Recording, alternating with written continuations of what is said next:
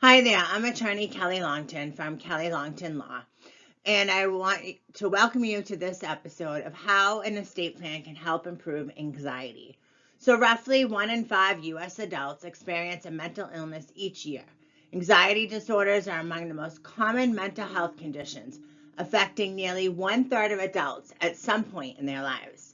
While anxiety can be generalized and chronic, it can also be a normal reaction to everyday stresses such as worrying about finances, health, and family. Now, people are encouraged to make positive changes that can help them feel better.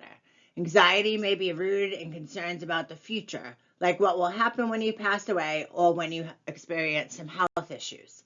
Many questions still cannot be answered, but that does not mean that we don't have any control over our own future.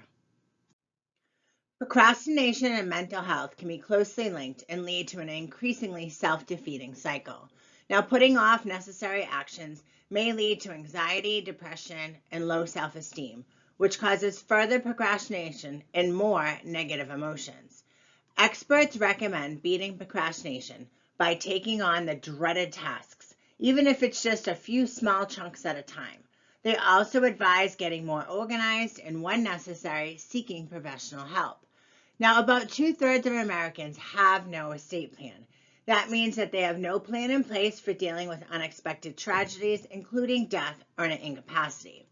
Now, many procrastinations have no immediate or tragic consequences. But if you put off your estate plan and tragedy strikes, it may be just too late to get started. Contemplating death and disability does not have to be a morbid, anxiety-producing exercise.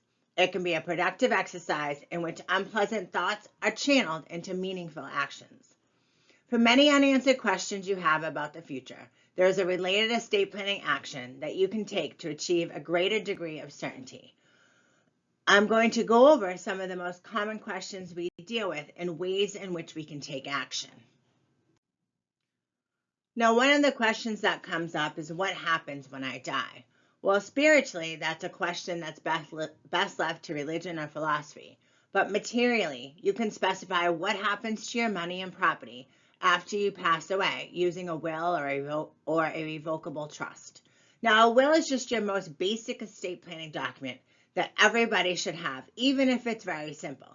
At a minimum, a will should name who will receive your accounts and property, so who your beneficiaries will be, and describe the distribution of your accounts and property to them. A will can do much more, though. It can also appoint guardians for minor children. It can provide funeral and burial instructions.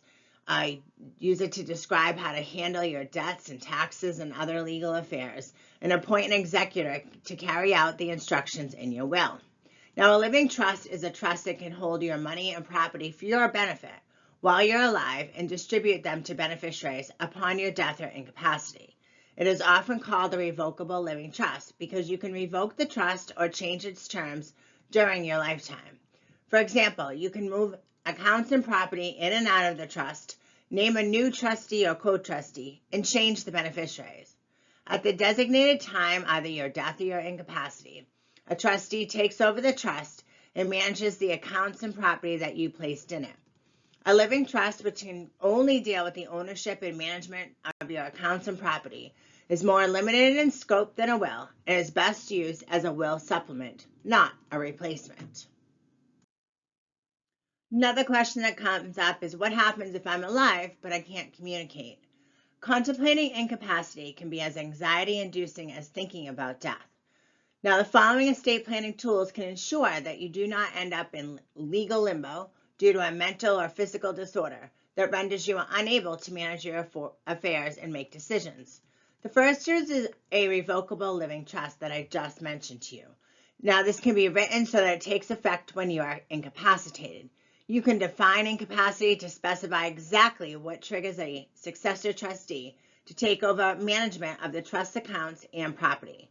The trust can even lay out the procedures to follow for determining your incapacity. A financial power of attorney is the legal authority granted by you to someone else that allows the other person to manage your financial affairs and property without the need for court involvement.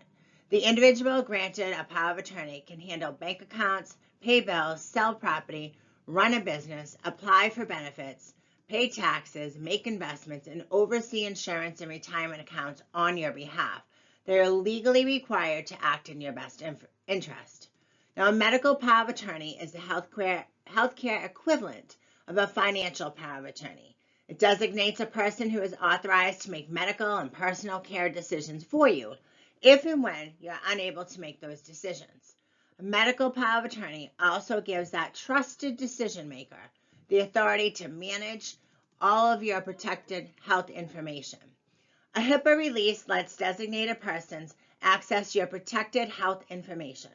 Your medical decision maker may already have this authority through a medical power of attorney, but others may want to be included on a HIPAA release so that they can stay informed about your condition. Now, a living will describes the types of medical treatment that you do and do not want to receive to keep you alive, as well as your preferences for pain management, organ donation, and other medical decisions. The use of a ventilator, tube feeding, palliative care interventions, and resuscitation techniques are typically addressed in a living will. Rewarding yourself is a way to break out of procrastination that may be hindering your estate plan goals.